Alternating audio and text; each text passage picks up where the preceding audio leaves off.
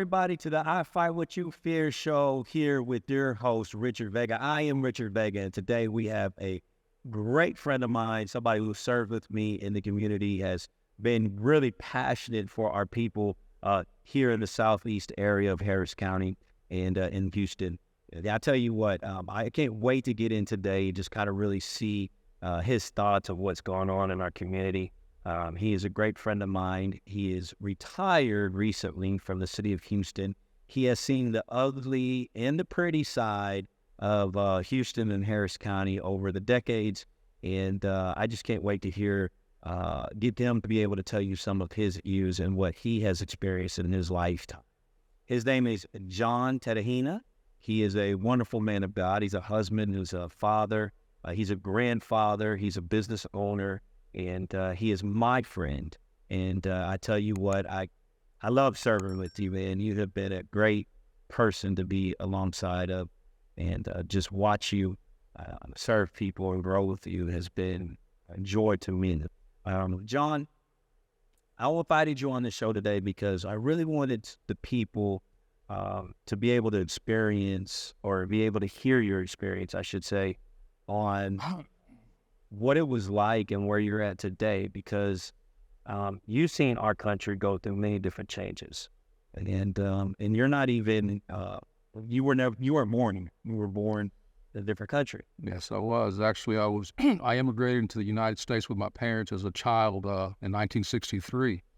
In fact, I can never forget the entry into this country because it was right after the assassination of President Kennedy.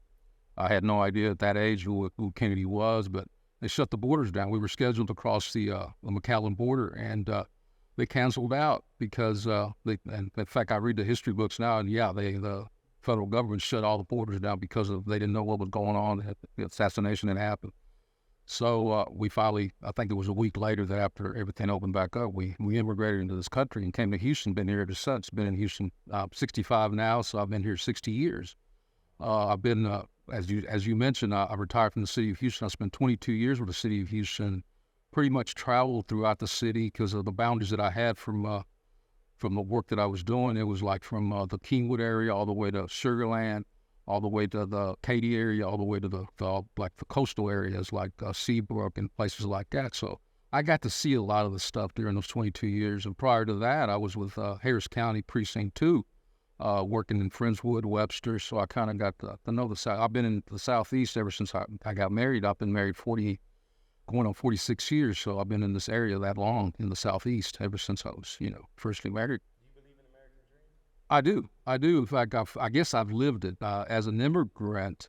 In fact, I got my naturalization as a naturalized citizen back in 78. I married in 76. 2 years later, I became a citizen. So I tell everyone that as an immigrant, I feel like this is the land of opportunity. If you take that opportunity, but I'm seeing that to diminish the way our governmental agencies have taken a turn. I mean, you just see the deterioration of what people believe now. So it's harder to do the American dream in this country now. At least that's the way I see it. Again, what I say is what I feel, what I've seen. And the changes in the city of Houston have been great. I mean, you got gang activity. You got, I didn't realize that we were a hub for the human trafficking and things. And people need to be aware that, hey, wake up and realize what's going on in our city. Right. Yes. So you believe in American dream. You're obviously your family, your mother and father believed in it too, because they wanted to travel and get to the United States to give you guys a better life than what they probably were raised in. I can't. Excuse me. I can't imagine what it's like coming to another country, not knowing the language, not knowing the currency, not knowing the laws. Mm-hmm. There's a lot of things like when I've traveled a lot of countries, and it holds some sort of anxiety when you don't know those type of different, elements of a country. Mm-hmm. But to come and say you're going to live here mm-hmm. is different. You had to go to a school where now they have ESL classes, right? Mm-hmm. They have classes where. Or, most school districts now, they have teachers that speak Spanish, especially here local. Right. And when you grew up, that wasn't the case. That was not the case. In fact, I recall, actually, when I came to live, I was thinking back before I was contacted by you, and I thought about the early years that I was in Houston. In fact, I grew up around the West Tiber, Chimney Rock area, because that's where we had family. And I recall going to school, and because I didn't have the knowledge of the language and the customs, they put me in special ed. And I was like, wow, okay. I mean, I'm in there. I'd come home and tell my mom, I'm in a special group. And it was hard for me to understand. It's like, well, why do they have me in special ed? It's because I didn't know the language. So that's the only alternative they had at the time compared to what they have now. Right. They didn't know. They didn't know how to handle it. And now, obviously our schools are more equipped. Our states are more equipped. But I love your journey because it's a true inspiration, I think, to all, because you came here, you get raised here from a younger age, and you get on with the county.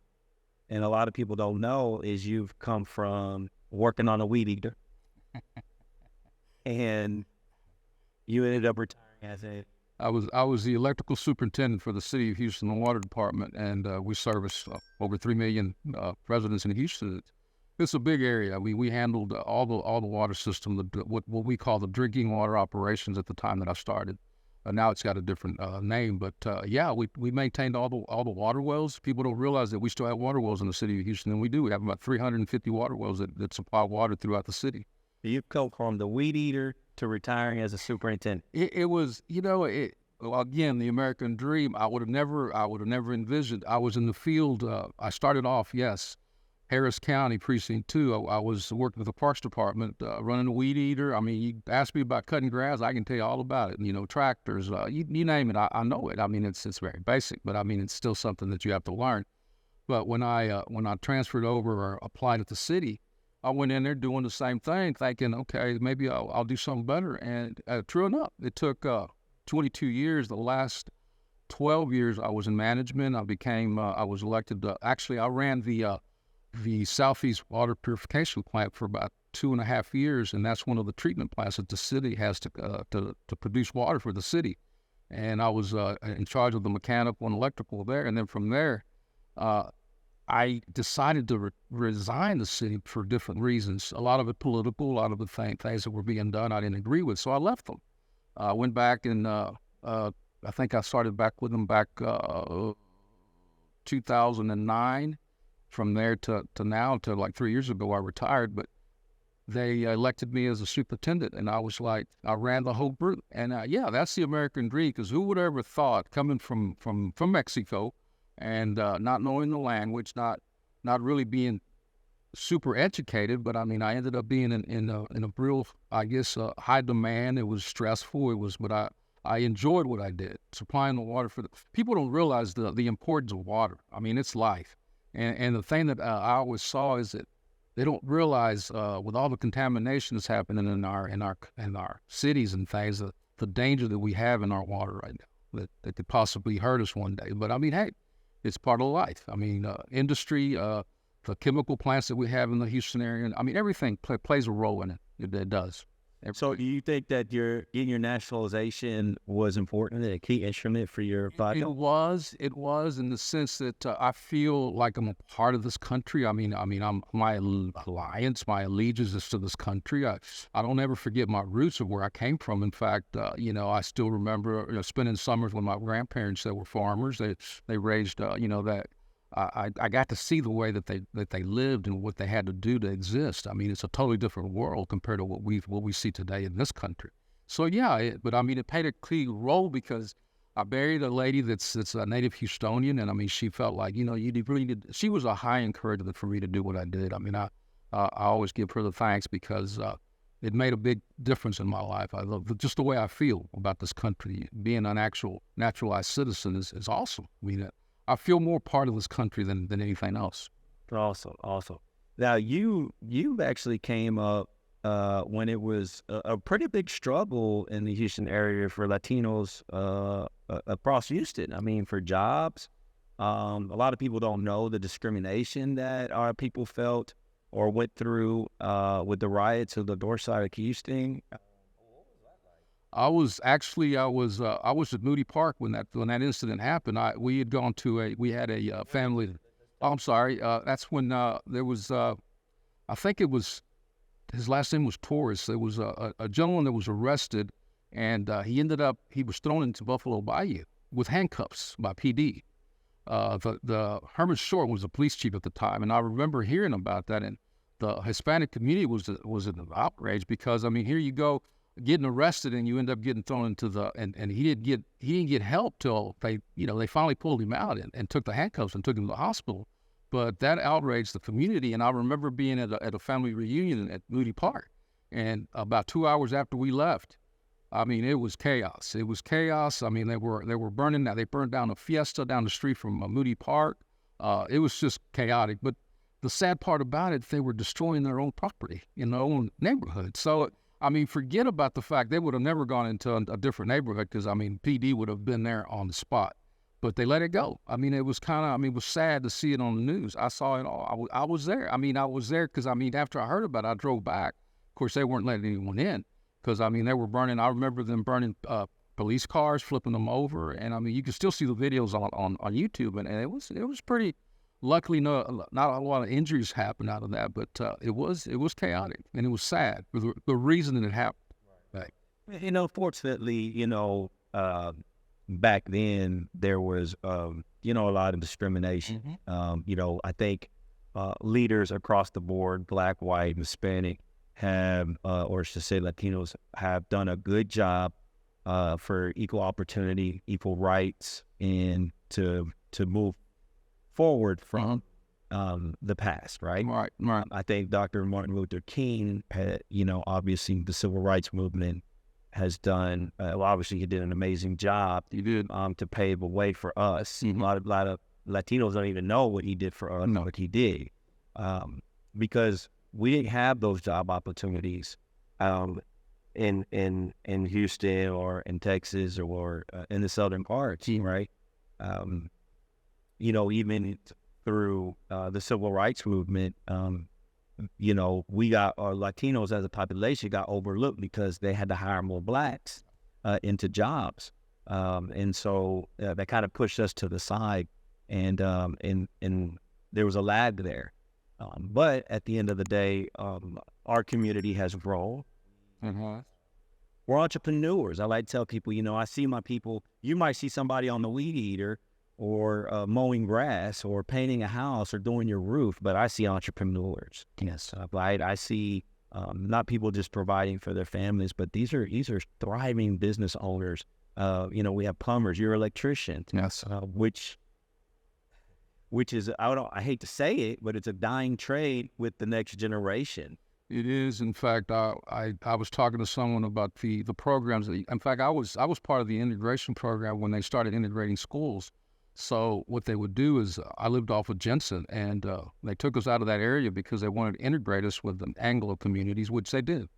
I attended my junior high. In fact, we had programs like wood shop. We had I did wood shop 1 and 2. I did metal shop. I did 1 and 2 metal shop, which, I give credit a lot to that because back in that day, we were learning things when we were young and we took an interest in it. That's one of the reasons I took the electrical trade, and it was a lot easier because I'd already been pretty much the metal shop that I was going through in that junior high that I attended. I mean, the gentleman that was running it, he was an African American, and he would always influence us to say, hey, you can do it. Anyone can do what they want to do. And it was like, wow. I still remember Mr. Gladney. I'll never forget. He's passed, obviously, and but he was always encouraging us. And I remember my woodshop teachers; they would also encourage us to, hey, you can do it. I mean, hands-on type trades are inevitable, and that's true. But we're struggling. In fact, when I was at the city, it was hard to hire electricians because nobody wants to do that trade anymore because everybody's going into different parts of what they want to do, for a living. But what builds buildings? I mean, electrical's got to go in, plumbing's got to go into it, carpentry's got to go into it. So we're missing out on that. We truly are missing out on it, and it's hurting our communities. Yeah. For our youth. It is. You growing up here in the Houston area has really molded you as a Houstonian. No doubt. Where you were born. No doubt. And what is it, as a Mexican-born and you've seen everything go on with the border issue. What's your take? You know, that subject is kind of, I guess, for a lack of a better explanation, it's kind of a sore subject because when we immigrated to this country, it was a process. I was 4 years old, and my dad, the stories I heard from my dad and my mom is that it took them like 4 to 5 years to even get to where, but way before, I mean, I was just a baby. I mean, when they first started, the paperwork and the whole, I remember having to live at the border in McAllen, which is, I think it's Reynosa. And we had to stay there because we had to wait for the paperwork to come through and all. But you had to stay on for some reason. I never knew the reason, but you had to be at the border.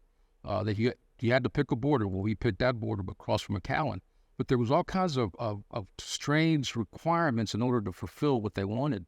And I mean, so I see what immigration has done today where they just want to let people in without going through. And I realize the system is broken, but I think they could be fixed. I could, speed up the process.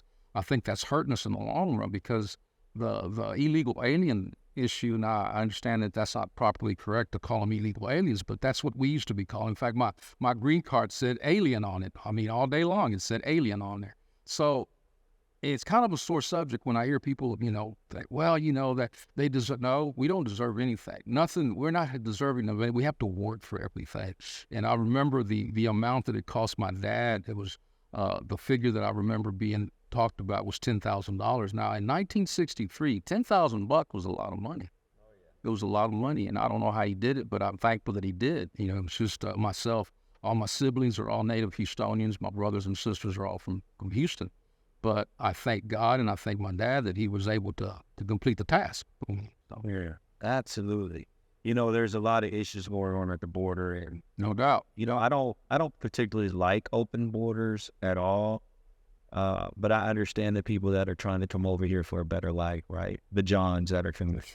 My in-laws and all of my in-laws that are trying to come over here and make a better life. And I think my in-laws have done a fabulous job at creating a better life for the generations to come, right? Your family team, your mom and dad, and created an opportunity for you to thrive and your brother. A great opportunity, yes. And now look at your yeah. Right. And so they changed generations. But, recently there was in the news where there was a Honduran that killed multiple Mexicans, and in a house he went over there, he's drunk and shot up everybody over music. Them turning down the music things, which is horrific, right? I can't remember exactly how many people got shot. I want to say 5 or it was quite a bit.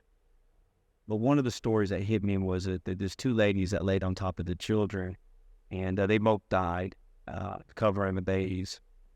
They gave their lives, but they came over here for a better life and opportunity to to die here, to be gunned down by also an immigrant who, I don't know if he was supposed to be here or not, but it's just sad to think about stuff like that, because people come here for a better opportunity, and I really believe that family came over here with the children and everything to really try to give the next generation the best opportunity possible.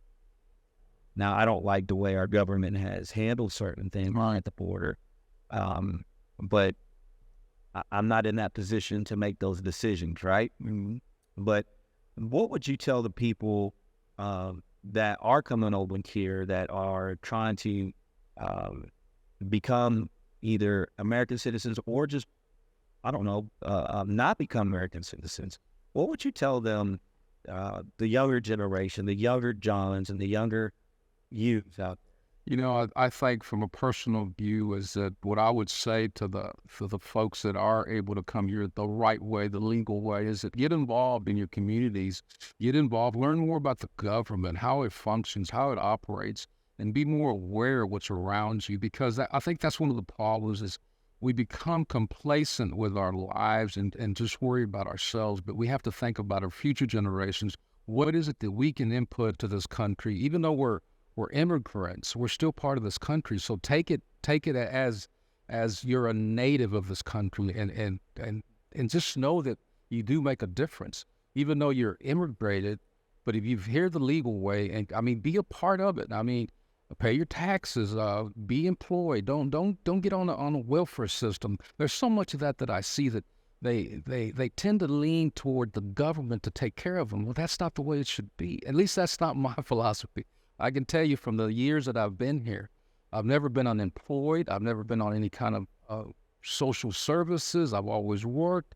That's the way I think it should. And that's what I've taught to my kids. I have 2 daughters. One of them's a school teacher, and the other one's a stay-at-home mom. She homeschools. But take an interest in what happens around your surroundings. Don't just close your eyes to it and think it's going to go away. It's not. You should be a part of it. Just be a part of it. Be involved. Be involved. Be involved and be engaged. Yes. Well, I want to thank you for your time, John. You've been great. Thank you, sir. I hope that we reach somebody out there. Yes.